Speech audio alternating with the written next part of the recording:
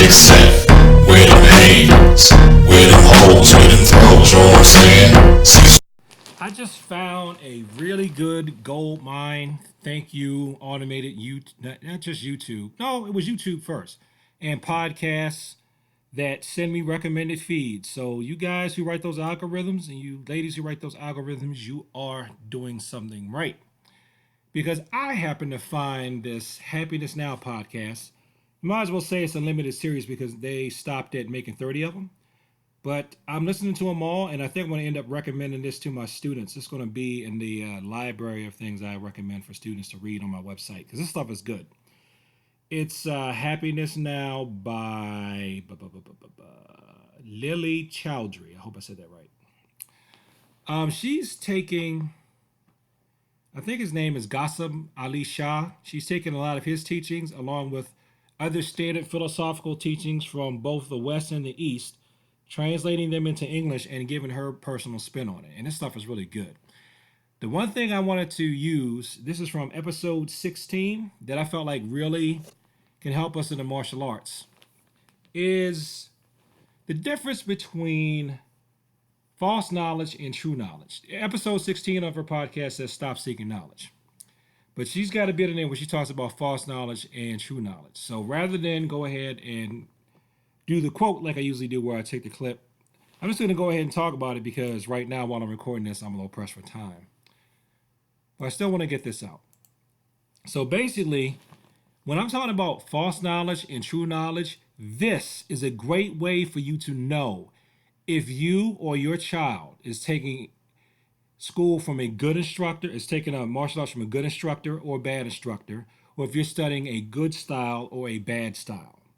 It's really not the style per se, it's the method of instruction. It's the instructor, it's the club, it's the atmosphere. To borrow from the Gracies, it is the goldfish bowl that you are swimming in as your little martial arts fish. So let's talk about false knowledge versus true knowledge.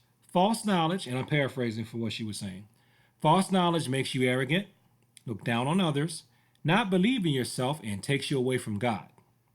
True knowledge makes you aware of how little you know, brings you closer to humanity, makes you more compassionate, and makes you humble.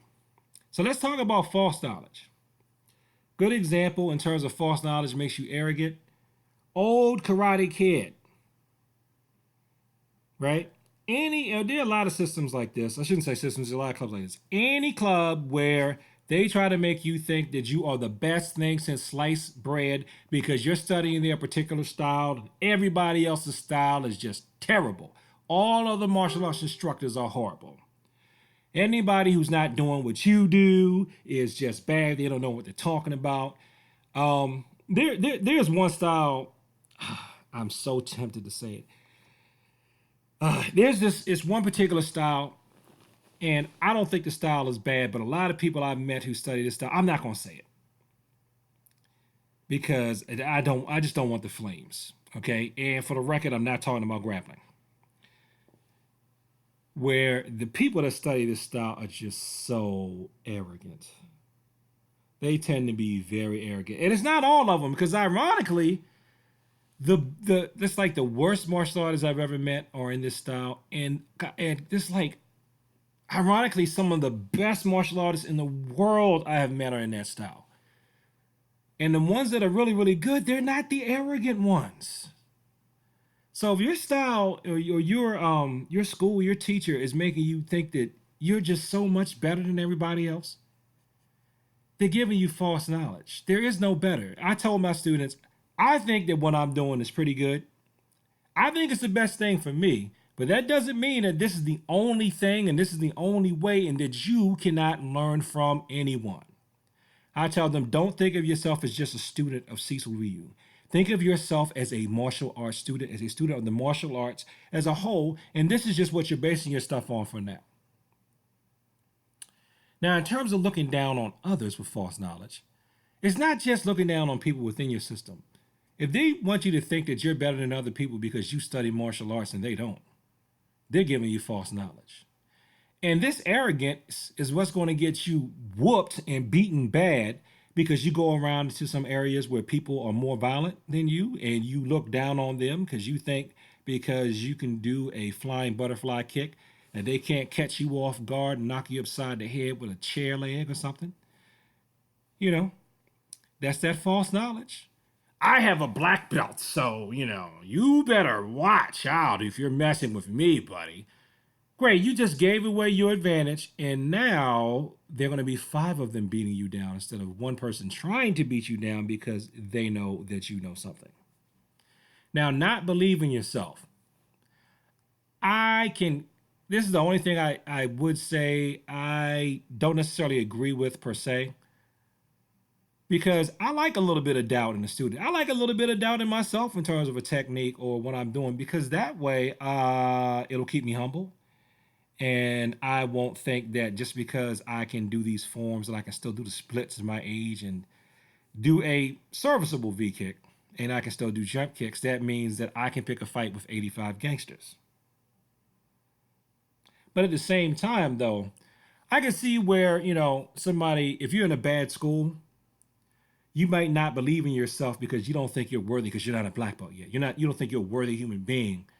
Is what I've studied, is it good? Is it really good enough? Is it really good enough? Is it ever going to work? Does this stuff really work? I mean, I don't know. I don't know if the stuff really works. Does it really work? It's like people get neurotic, man. They get really neurotic sometimes about what they're studying. I don't know if it works. Does it really work? Is it going to help me? Is it going to save me? I mean, can I go ahead and pick a fight with an NFL lineman and really win this? It's like, dude, you should know your limitations, but don't be so afraid that you don't think you're ever going to be able to defend yourself because you're not fighting full contact 24/7, 12. Okay? No one can keep up that kind of pace of training without long-term damage, especially to your brain. So this not believing in yourself. You know, that's how that can come out in the martial arts, in my opinion. And of course, if we want to talk about taking you away from God, if you think that your martial arts practice is more important than your spiritual practice, and that your teacher is God or more important than God, that's definitely a sign of false knowledge. Dare I say that's a cult. So if your child or yourself is starting to think that your teacher is divine, your martial arts teacher is not divine. That is a highly skilled person. I know I've seen people do things that we could consider to be God-like. Dare I say, even if you can no touch knock out somebody from across the room like a Jedi, they're still not God. They're still not mightier than God. So you should not focus more on your training than you do on the Lord. If anything, your training should be a tool for you to practice out the principles of whatever you believe in your religion that is taking you towards God. Now let's talk about true knowledge. True knowledge makes you aware of how little you know, brings you closer to humanity, makes you more compassionate, and makes you humble. There is nothing that makes me aware of how little I know than every time I go to a George Dillman seminar. There is nothing that makes me aware of how little I know every time I go to a judo seminar. There is nothing that makes me aware of how little I know every time I go to some of these karate and taekwondo seminars. There's nothing that makes me aware of how little I know every time I look at somebody who's doing something that I'm not doing, or they just know more of it. They know it better. Or I talk to somebody that's high rank. Some of these people that are low rank. The more I know of this stuff, the more I realize I don't know. And that's okay. That means you're learning something. That's why when I went to that Muhammad Ali training camp, that was one of the best times I had. I told one of my friends that I called during that thing on one of the breaks. I was like, man, it is nice being at the back of the class again. Because I was starting to be the head of the class at first. Then I got in network with these guys. And I was like, oh man, I feel like I'm starting over again. And it was a good feeling. Because as long as you're learning and as long as you realize that there's more to learn, I think that's what's going to keep you sharp. Now, brings you closer to humanity. If you or your child is studying at some place that is not also encouraging you on your own to try to figure out how people work, you might want to rethink that place. The only exception I would say is Now, if they got a competition focus, in a way, that's bringing you more closer to humanity because competition is a definitely an element of humanity.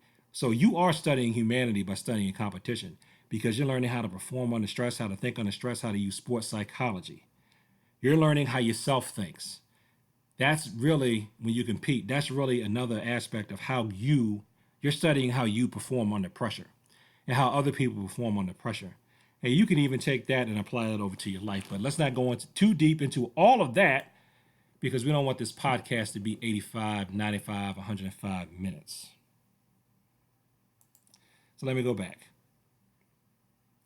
This one I know is going to be a stickler for people because I said true knowledge makes you more compassionate. Oh, there are people that don't want to be soft. They don't understand why you want your martial artists to be compassionate. You want your people who are learning how to hit people, how to choke them out, throw them real hard, how to knock them out with pressure points, how to take a sword and cut somebody's head off with it, how to swing around nunchucks like you're Bruce Lee. Don't you want that person to be compassionate? Let me put it to you like this. If somebody's not compassionate, they're not going to have compassion when they're whooping your behind. A compassionate person is going to stop once the threat's over. Now, I know you want your child to be hard and tough because you feel like it's a hard world, it's a tough world.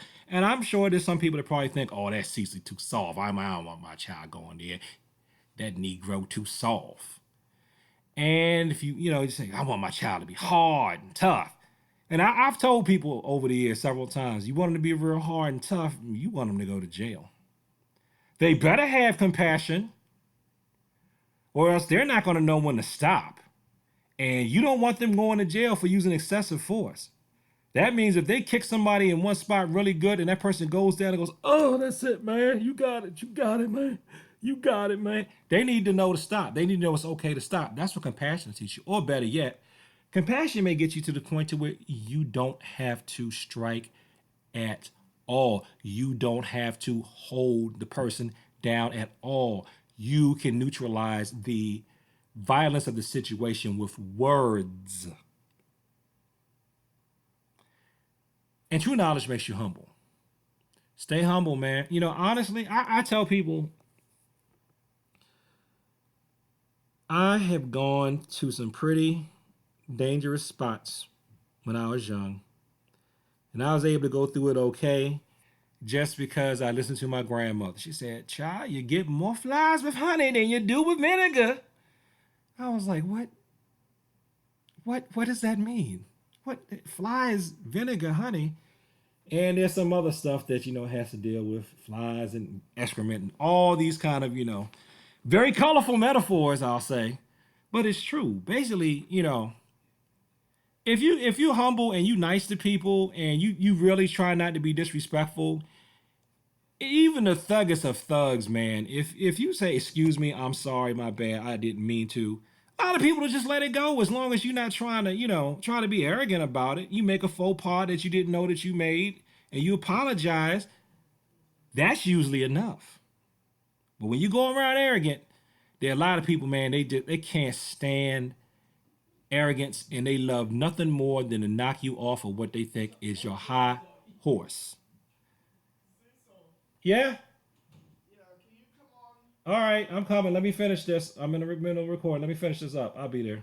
Like I said, I was pressed for time when I was making this, and I just finished it. So I'm gonna put it here in the description with false knowledge and true knowledge. And what I want you to do, I hope I remember to put the link up, is to check out the Happiness Now podcast, especially episode 16, Stop Seeking Knowledge, by Lily Chowdhury. Check it out, man. This is some good stuff. And just think about how this stuff applies to our journey as martial artists. So, parents, just to summarize, if you want to know a good school or a good instructor will make your child aware of how little they know, bring them closer to humanity, make them more compassionate, and make them more humble. A bad teacher or a bad school will make your child, or make you, if you're a student, will make you arrogant, look down on others, not believe in yourself, and take you away from God. So thanks for watching this video. Like, comment, and subscribe. Please share with people like to talk about the martial arts. Thank you for your time as always. and peace.